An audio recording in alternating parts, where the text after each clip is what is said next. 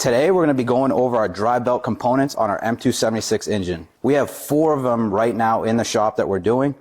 We already did one, and we're going to show you why we're doing it and how to prevent bad things from happening. So this vehicle came in with a rattle noise on startup, and it wasn't coming from your famous camshaft adjusters or anything related to inside the engine. It was actually coming from your dry belt tensioner. So what happens with these is the spring inside basically breaks down, the tensioner reaches its mechanical limit, and it won't keep as much tension on the belt, and the pulley will hop back and forth, and then these bearings will also make a bunch of noise. So that's why anytime we do a belt tensioner, we also do the dry belt and the idler pulleys as well.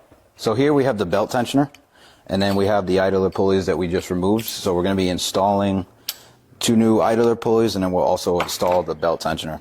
So all we got to do, get it down here, tighten them down.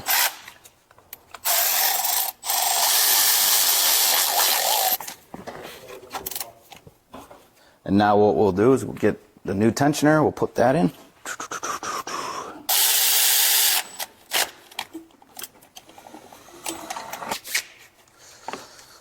So this is actually a Continental belt, which is Mercedes belt is the same exact, it just doesn't have the Mercedes emblem on it. It's half the cost. Same with the idler pulleys. So those are all OE. Those are Gates idler pulleys, which is the same exact as the Mercedes. You just don't get it with the Mercedes emblem. And same with the tensioners.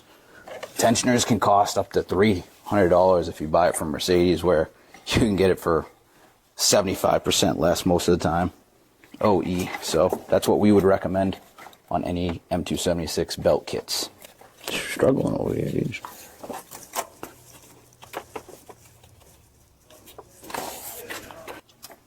Now pull the pin, make sure the belt is lined up, and release the tension from the tensioner. And that's it.